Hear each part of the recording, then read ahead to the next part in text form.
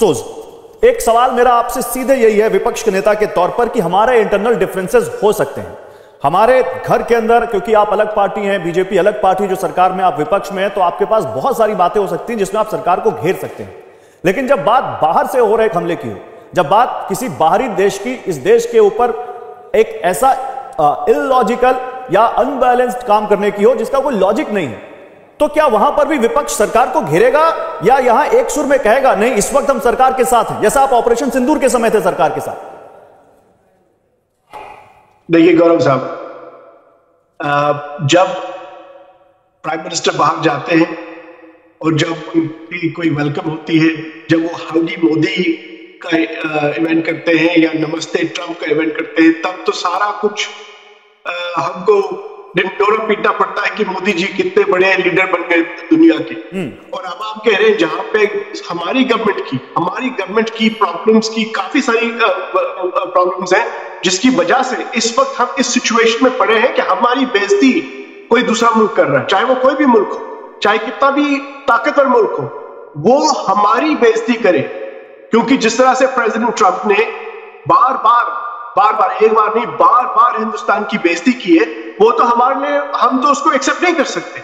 लेकिन उसके जिम्मेदार कौन है? उसके जिम्मेदार आप कह सकते हैं प्रेसिडेंट ट्रंप है, लेकिन मेरी नजर में और हमारी नजर में हमारी गवर्नमेंट है। क्योंकि इन्होंने जो एक फॉरेन पॉलिसी चलाई, जो इन्होंने इकोनॉमिक पॉलिसी चलाई, वो ऐसी बनाई कि ऐसा टाइम आ गया है कि हमारे पास बहुत सारे काम ऑप्शन है। मैं आपको दो, अगर आप 10 सेकंड में मैं आपको एक्सप्लेन करता हूं। मैं आप सुनिए सलमान भाई, सलमान सोज जी, आपने कहा बार बार डोनाल्ड, शायद आप उसकी तरफ रेफरेंस दे रहे हैं जिसमें आप गिनाते 29 बार या 30 बार या 34 बार ट्रंप ने कहा कि मैंने ट्रेड रिलेशन की वजह से एक सीज फायर करवाया और भारत ने उनकी बात मान ली। यही कह रहे हैं ना आप, यही रेफरेंस दे रहे हैं ना आप? तो फिर अगर नहीं सुनिए, अगर सलमान सोज, अगर ट्रेड का कोई समझौता हुआ होता भारत और अमेरिका के बीच, जिसके बाद जिसका रेफरेंस आप देकर बार बार कह रहे हैं कि भारत ने सीज फायर पाकिस्तान के साथ किया, हालांकि भारत की सरकार ने बार बार मना किया, संसद में प्रधानमंत्री ने मना किया, अगर कोई समझौता हुआ होता तो फिर क्या यह नौबत आती जहां एक तरफ समझौता भी करते हो फिर 50% टैरिफ भी लगता? यहां तो साफ लग रहा है कि डोनाल्ड ट्रंप की बात नहीं मानी गई, इस वजह से वो गुस्सा में है। नहीं, देखिए ये सिंपलिस्टिक तरीका है एनालिसिस का, ये असली ऐसी सिचुएशन नहीं। सिचुएशन आपको ये देखना है कि वो हमसे ऐसे कैसे बात कर सकते हैं, चाहे वो ऑपरेशन सिंदूर पे हो या फिर उसके बाद जो उन्होंने ट्रेड पे बात की इंडिया के साथ, हमारे साथ ऐसी बदतमीजी क्यों हो रही है? और बाकी वो चाइना के साथ अब क्यों लड़ नहीं पा रहे? वो ब्राजील के साथ जब उन्होंने किया तो ब्राजील ने वापस मुंह तोड़ जवाब दिया। क्यों? वो इसलिए क्योंकि हमारी जो डिप्लोमेसी थी वो एक हिसाब से पर्सनलाइज्ड डिप्लोमेसी, जिसमें प्राइम मिनिस्टर मोदी और प्रेसिडेंट ट्रंप क्या कहना चाहते हैं? वो बार बार भारत के रिश्तों की बात कर रहे हैं, अपने ट्रेड शर्तों की बात कर रहे हैं, तो भारत की सरकार तो जवाब दे रही है। सलमान जी, मैं आपके पास आता हूं, नहीं एक सेकंड, आप अपनी बात पूरी कर लीजिए, 20 सेकंड आप पूरी कर लीजिए, उसके बाद एक बात मैं ये कहना चाहता हूं, ये पर्सनलाइज्ड डिप्लोमेसी को छोड़ दीजिए, तो फेल होगी मोदी जी।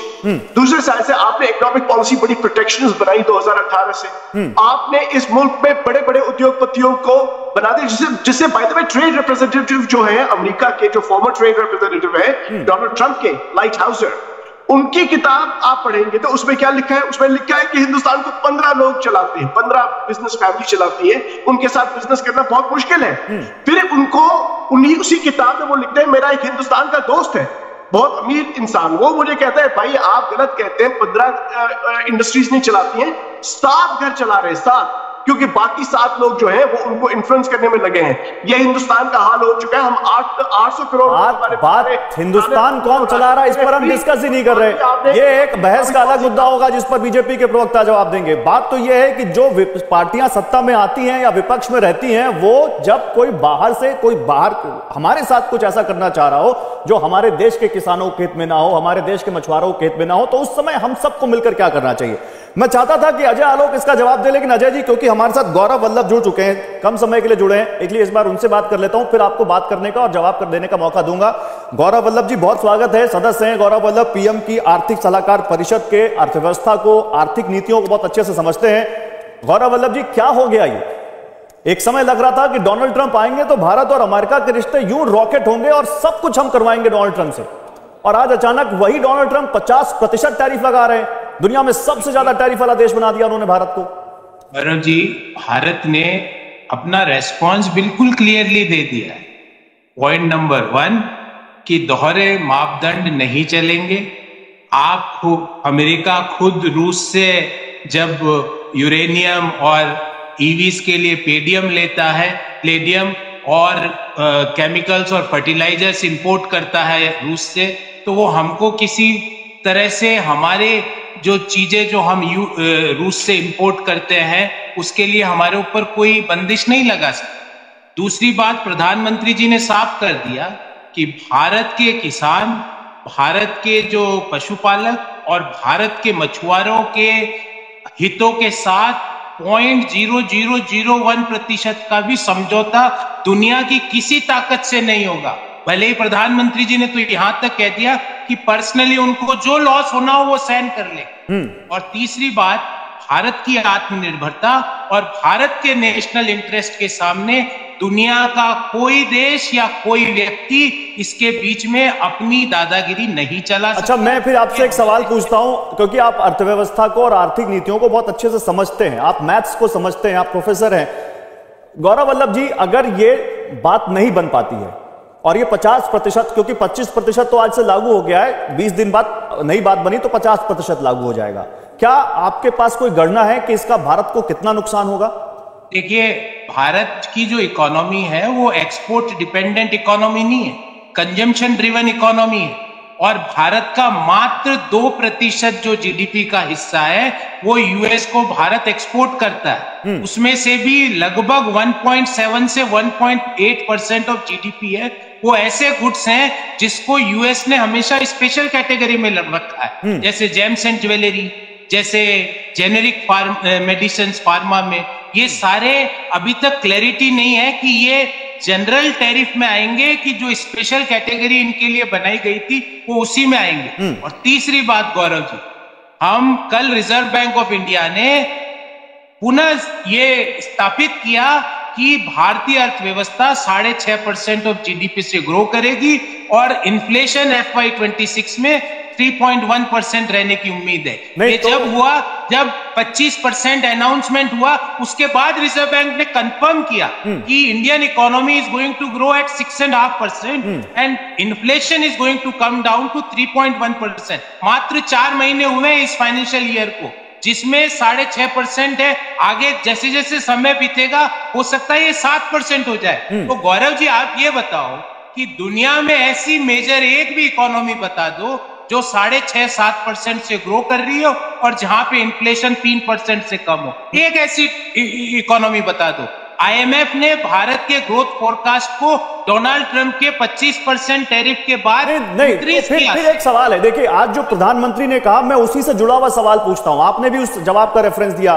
प्रधानमंत्री कह रहे हैं कि मुझे निजी तौर पर इसकी बड़ी कीमत चुकानी पड़ेगी, लेकिन मैं देश के किसानों और मछुआरों के हित से कतई समझौता नहीं करूंगा।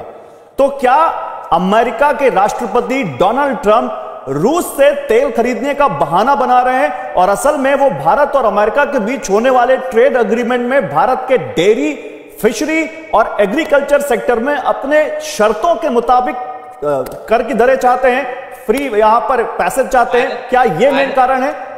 भारत ने क्लियर कर दिया है कि एग्रीकल्चर, फिशरी और डेयरी में किसी भी तरह का कोई समझौता नहीं होगा। क्लियर कर दिया प्रधानमंत्री। तो क्या यही कारण है? तेल एग्रीमेंट ही मेन रीजन है गौरव जी? ये रूस से तेल खरीदना बहाना है, क्योंकि और भी देश रूस से तेल खरीद रहे हैं, उन पर तो कुछ नहीं कहा उन्होंने। मेन रीजन क्या है गौरव जी? मेरे को ना तो इंटरेस्ट है, क्योंकि मैं ना तो डोनाल्ड ट्रंप का टैक्स पेयर हूं, ना मैं अमेरिका का सिटीजन हूं। मुझे तो मेरे देश से मतलब है और मैं खुलेआम बोलता हूं, जो व्यक्ति को भारत की इकोनॉमी डेड लगती है वो मानसिक रूप से डेड है। They are dead, whether he is living in Delhi or in Washington or in any other place. जिन लोगों को 7% की ग्रोथ डेड लगती है, जिन लोगों को 3% इन्फ्लेशन डेड लगता है, जिन लोगों को जो एस्पायरिंग मिडिल क्लास डेड लगती है, वो सब ब्रेन डेड लोग हैं। तो एक आखिरी सवाल गौरव जी, एक आखिरी सवाल, फिर मुझे ये बताइए, बैक चैनल क्या हमारी सरकार इस पर कुछ काम कर रही है? क्या आपके नॉलेज में कुछ ऐसा है? और अगर ये स्थिति नहीं रहती है तो क्या आप एक अर्थशास्त्री होने के नाते मानते हैं कि हमारे लिए ये एक बहुत चैलेंजिंग सिचुएशन होगी, खासकर हमारे एक्सपोर्टर्स के लिए, चाहे नंबर छोटा हो? गौरव इसका सोल्यूशन क्या है? एज एन इकोनॉमिस्ट बोल रहा हूं, लॉन्ग टर्म पे आयोटा भी फर्क नहीं पड़ेगा long term growth forecast of country is concern. Short term में कुछ सेक्टर्स में हो सकता है कि कुछ प्रभाव कुछ समय के लिए हो, मैं ये मान रहा हूं, पर ऑल सेड एंड डन अभी भी मुझे उम्मीद है, मैं ऑप्टिमिस्टिक इंडियन हूं, मैं ये मानता हूं कि डोनाल्ड ट्रंप भारत और उनके देश के उद्योगों का उन देशों के नागरिकों के हितों का ध्यान में रखते हुए एक mutually agreed mutually beneficial treaty करेंगे। और मैं एक बात से अपनी बात को अंत करूंगा, हम चाहते हैं अमेरिका हमारा दोस्त रहे पर रूस हमारा भाई। क्या बात है, बहुत शुक्रिया गौरव जी आपका हमारे साथ जुड़ने के लिए।